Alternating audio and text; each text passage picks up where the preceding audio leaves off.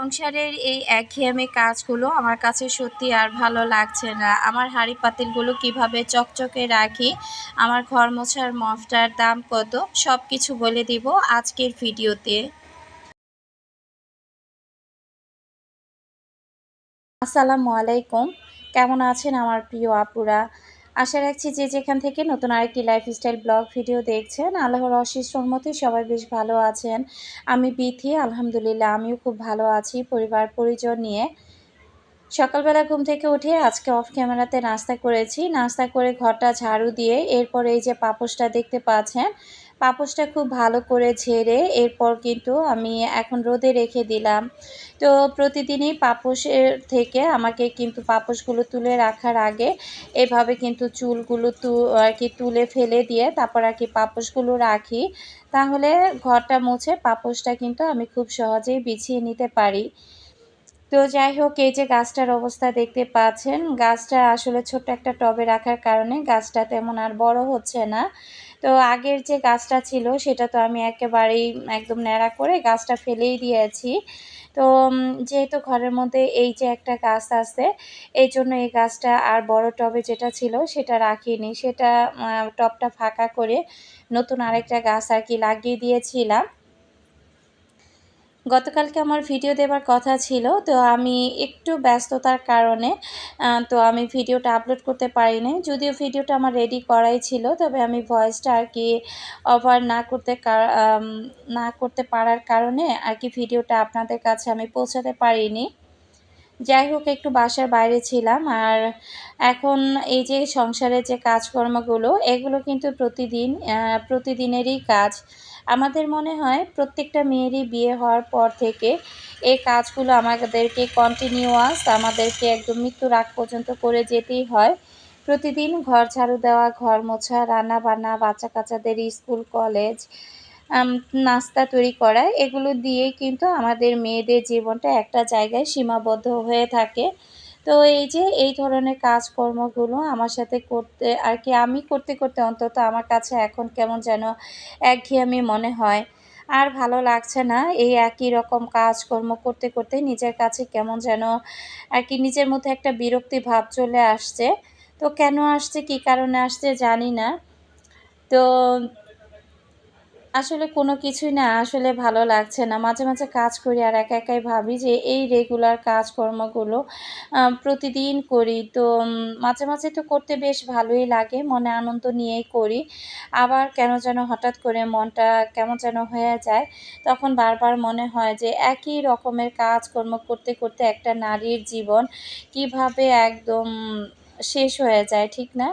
আসলে ভাবতে গেলে অনেক কিছু, আবার না ভাবলে কিছুই না। তো যাই হোক, আমার বাসায় আমার মাথার মধ্যে আর কি সবসময় যত উদ্ভট কথাবার্তা, চিন্তাভাবনা ঘুরে থাকে। আমি যখন আমার কথাগুলো শেয়ার করি তখন দেখি আমার অনেক আপুরাও আবার আমাকে কমেন্ট বক্সে কমেন্ট করে জানান যে, "আপু তোমার মতো না, এরকম কথাগুলো আমিও ভাবি।" তো তখন আবার আমার কাছে মনে হয় যে না, আদৌ আমি এখনও পাগল হয়ে যাই নাই। পাগল হই নাই বলেই এখনও পর্যন্ত আর কি যে কথাগুলো বলি সে কথাগুলো আমার মতো অনেক আপুরা আর কি ভেবে থাকেন। তো ঘর-দুয়ার ঝাড়ু দিয়ে এরপর আমার খুব খারাপ লাগছিল। তো বড় মেয়ে আবার ২ কাপ চা বানিয়েছে।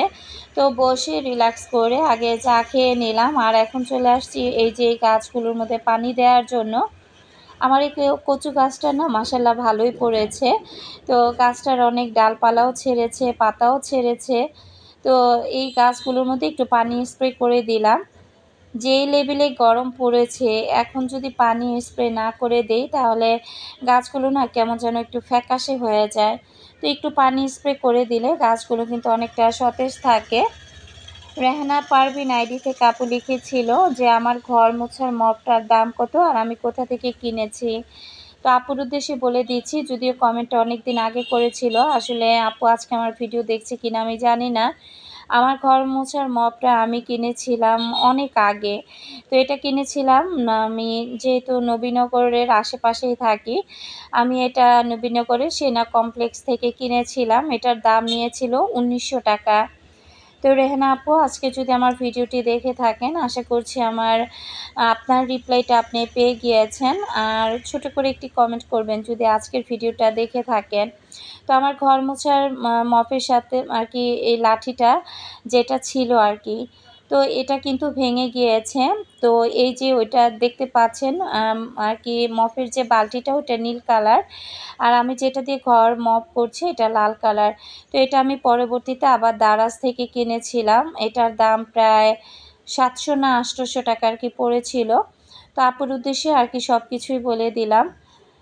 আপু আজকে ভিডিওটা দেখে থাকলে ছোট্ট করে একটি কমেন্ট করবেন, তাহলে আমি বুঝতে পারবো যে আমার ভিডিওটা আপনি দেখেছেন। আসলে রেগুলার ভিডিও দেই না, তো রেগুলার ভিডিও না দিতে দিতে এখন কেন যেন একটা নিজের মধ্যে অলসতা কাজ করছে। আবার অনেক আপুরাই আমাকে কমেন্ট বক্সে জানিয়েছেন, আমি বলেছিলাম যে আমি রেগুলার ভিডিও দিব কি না। তো রেগুলার ভিডিওর কথা শুনে অনেক আপুরাই আমাকে বলেছেন যে আপু তুমি আবার কন্টিনিউ করো, রেগুলার হও, রেগুলার ভিডিও দিলে মনে হয় তুমি আমাদের অনেক কাছে আছো। তো আসলে আমি সময়ের অভাবে সেই আপুদের নামগুলো নিতে পারলাম না, যেহেতু আলাদা করে আমি নামগুলো লিখে রাখতে পারিনি। গতকালকে আমার ভিডিও দেওয়ার কথা ছিল, তবে আমি ওই যে বললাম না যে বাসার বাইরে ছিলাম, ব্যস্ত থাকার কারণে আমি ভিডিও দিতে পারি নাই।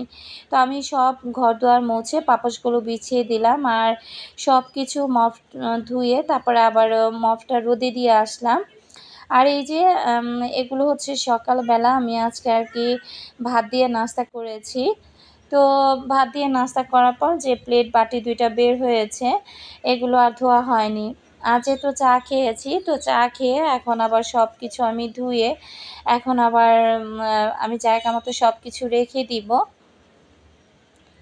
আমার প্রতিটা আপু ভাইয়াদেরকে রিকোয়েস্ট করব, আমার ভিডিওটি যারা ক্লিক করেছেন এখনও পর্যন্ত একটি লাইক দেননি, প্লিজ একটি লাইক দিয়ে ভিডিওটি কন্টিনিউ করবেন।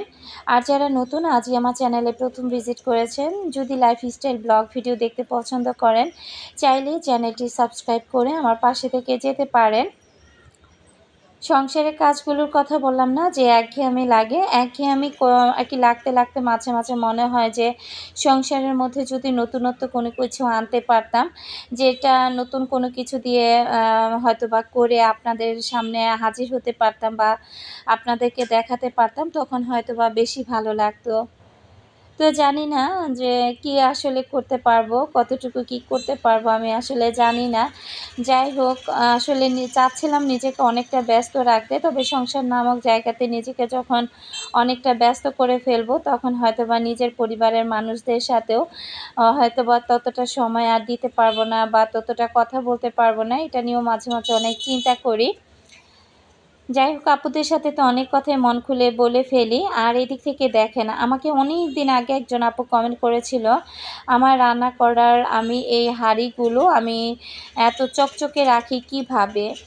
তো সেই আপুটার নামটা যেহেতু আমি ভুলে গিয়েছি, আপুটার উদ্দেশ্যে বলে দিয়েছি।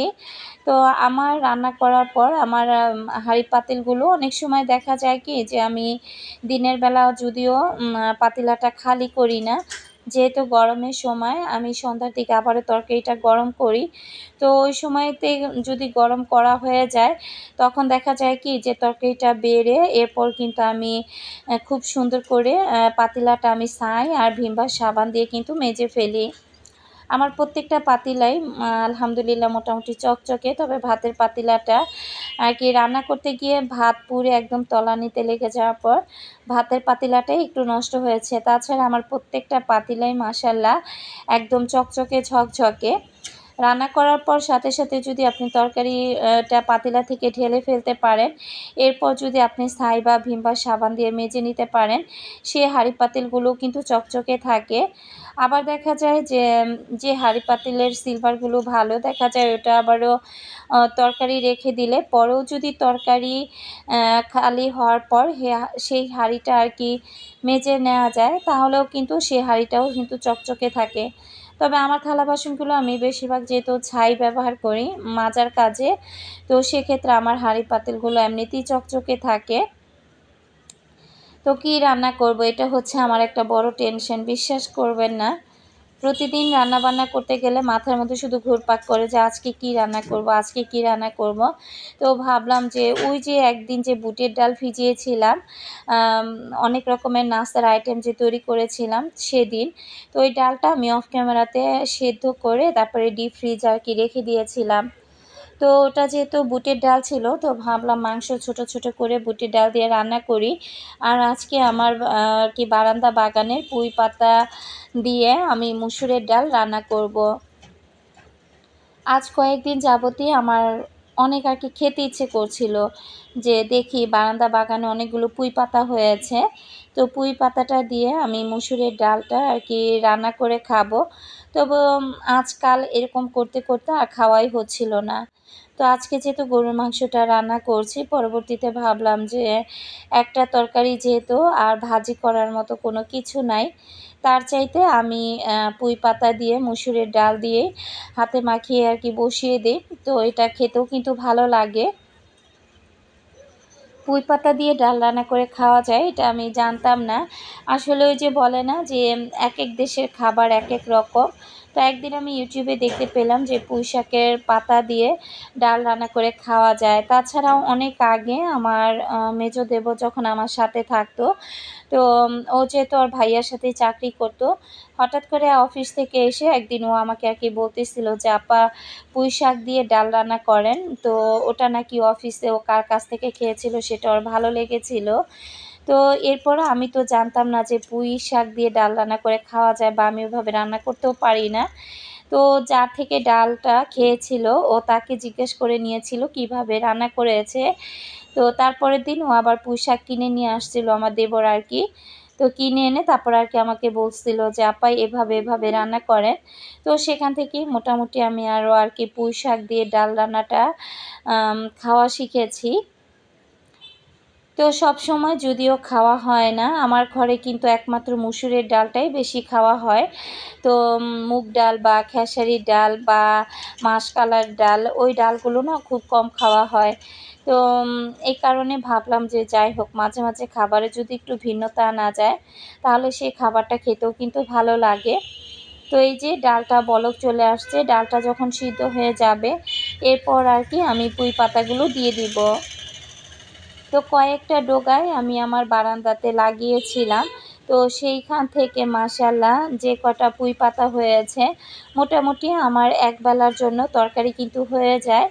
তো তাতে আমি অনেকটা খুশি, যে না আমার এই বারান্দা বাগানে এত সুন্দর পুঁই পাতা হয়। আসলে পুঁই পাতা করা কোনো ব্যাপারই না। শুধু মাটির মধ্যে পুঁই পাতা যখন আমরা পুঁই শাক কিনে আনি, তো সেখান থেকে কিছু ডাল বেছে তারপরে যদি মাটির মধ্যে লাগিয়ে দেওয়া হয়, তাহলে কিন্তু খুব সুন্দর করে নতুন করে আবার অনেকগুলো পুঁই শাক আর কি খাওয়া যায়। তো যাই হোক, এদিক থেকে আমি আবারও সিলিন্ডার থেকে কারেন্টের চুলায় নিয়ে আসছি রান্নাটা। তো আসলে সিলিন্ডারেরও কিন্তু অনেক দাম, এদিক থেকে কারেন্ট বিলও আসে। তো অনেক আপুরাই কমেন্ট বক্সে জানিয়েছেন যে কারেন্ট বিল বাড়ানো হয়েছে। তো ইউনিট প্রতি আসলে হয়তো দামটা বাড়িয়ে দেওয়ার জন্যই বিদ্যুৎ বিলটা এত প্রচুর পরিমাণে বেশি আসছে। আসলে আমাদের মতো মধ্যবিত্তরা আমাদের সব দিকেই যন্ত্রণা। তো ইদানিং দেখতে পাচ্ছি যে শাকসবজিরও দাম অনেকটা বেড়ে গিয়েছে। কি আর করা, এভাবে আর কি যখন যে পরিস্থিতি, এগুলো মানিয়ে আর কি নিজেদেরকে চালিয়ে নিয়ে যেতে হবে, কিছুই করার নেই। তো দুপুরে খাওয়া-দাওয়া করে এরপর আমি একটু বারান্দায় বসছিলাম। বারান্দায় বসে দেখতে পাচ্ছেন বারান্দা বাগানে কি সুন্দর বাতাস। বাইরে থেকে খুব বাতাস আসছিল। তো আমি যখন বসেছিলাম এর মধ্যে জবা আবার বারান্দায় এসে দেখেন এত সুন্দর একটা জবা ফুল ফুটেছে, ও আবার এটা ছিঁড়ে ফেললো। আমি বারবার নিষেধ করতেছিলাম যে ফুলটা যেন না ছিঁড়ে। তো আমি যত বারবার নিষেধ করছি সে তত বারবারই আর কি ফুল দেখে দেখে ছিঁড়ে নিচ্ছে। তো উপরেও একটা ফুল ফুটে আছে, ওই যে দেখেন ওই ফুলটা গতকালকে আর কি ফুটেছিল। তো ওই যে ওই ফুলটাও আবার ছিঁড়ে নিচ্ছে। তা আমি বারবার বলতেছিলাম যে গাছের ফুল গাছেই সুন্দর, তো এগুলো ছিঁড়ো না, ছিঁড়লে এভাবে নষ্ট হয়ে যাবে। তো বলতেছিল যে দেখো মা কি সুন্দর লাল টকটকে জবা, এই জবা ফুল দিয়ে কিন্তু অনেক কাজ করা যায়। তো যাই হোক, আমার বাগানে যত ফুলই ফুটুক আমি ফুল দিয়ে কোনো কিছু আসলে করি না। আমার কাছে মনে হয় যেখানে যেটা সুন্দর সেখানে সেটাকেই রাখা উচিত। তো তো গাছের শোভা হচ্ছে ফুল। তো গাছ থেকে যদি ফুলটাই ছিঁড়ে ফেলি তাহলে আমার মনে হয় যে গাছের সৌন্দর্য অনেক গুণ কমে যায়। এ কারণে আমি সহজে কিন্তু গাছ থেকে ফুল ছিঁড়ি না। তো ডালটা যেহেতু অনেক হেলে দুলে যাচ্ছিল, তো জবাকে আবার বললাম যে ভালো করে একটা রশি দিয়ে গাছটা একটু বেঁধে দাও, তাহলে ডালটা বাতাসে আর নুয়ে পড়বে না বা ভেঙে যাওয়ারও ভয় থাকবে না। তো জবা তো অনেক টাইম বারান্দায় দাঁড়িয়ে আছে, বারবার বলতেছিল বাইরে থেকে অনেক সুন্দর বাতাস আসতেছে, বাতাসটা নাকি খুব ভালো লাগতেছিল। তো আমি আবার এই যে বাইরের ভিউটা দেখতেছিলাম, হালকা পাতলা একটু মেঘের মতো হয়েছে। তো দেখেন ফুল দুটো মাশাআল্লাহ কি সুন্দর লাগছে আমার কাছে। তো জবা এদিকে বলতেছিল যে হাতে নেল পালিশ পরার কারণে তার নখগুলো নাকি ভার ভার লাগছে। তো আমি আবার বললাম যে নেল পালিশ সকালে দাও, বিকেলে তুলে ফেলো, এভাবে নেল পালিশগুলো না দিলেও তো হয়। তো ও বলতেছিল আম্মু দেখতে ভালো লাগে, তো এখন রিমুভার দিয়ে নেল পালিশগুলো আর কি বলতেছে তুলে ফেলবে। আর এদিকে দেখেন এই জবা ফুল দুটোকে কত রকম করলো, হাতে নিল, কানে নিল, আমার মাথায় গুঁজে দিল, এখন আবার মাটিতে পুঁতে রাখলো। তো যাই হোক মা মেয়ে বারান্দাতে অনেক সময় কাটিয়ে এখন বিকেলবেলা প্রায় সন্ধ্যা হয়ে গিয়েছে। তো আমি আবার 2টা আম কেটে নিলাম। তো সন্ধ্যার নাস্তা হিসেবে ভাবলাম যে আজকে আম দিয়ে নাস্তাটা করব। তো এখন জুই, জবা আর আমরা দুইজনই করব নাস্তাটা। জবা যেহেতু প্রাইভেট পড়তে গিয়েছে, ও প্রাইভেট পড়ে আসলে তারপরে খেয়ে নেবে। আর আমি সন্ধ্যার কি রাতের জন্য ভাতটা বসিয়ে দিয়েছি। আর এই যে সে বসে বসে এখন রিমুভার দিয়ে খুব সুন্দর করে নেল পালিশগুলো তুলে নিচ্ছে। এভাবে কিন্তু জীবনের প্রত্যেকটা দিন, প্রত্যেকটা ঘন্টা, মিনিট, সেকেন্ড এভাবেই চলে যাচ্ছে। তো কিভাবে যেন জীবন থেকে একটা দিন খুব দ্রুত চলে যাচ্ছে। এগুলো যখন ভাবি তখন না ভালো লাগে না। তো যাই হোক, আ এই ধরনের চিন্তাভাবনা কি মানসিক রোগীরাই করে কিনা আল্লাহই ভালো জানে। তো মৃত্যুর কথা সবসময় মনে করি, এটাই মনে হয় আমার জন্য ঠিক আছে। তো আজকের মতো আমি বিদায় নিলাম। সবাই ভালো থাকবেন। আল্লাহ হাফিজ। আসসালামু আলাইকুম।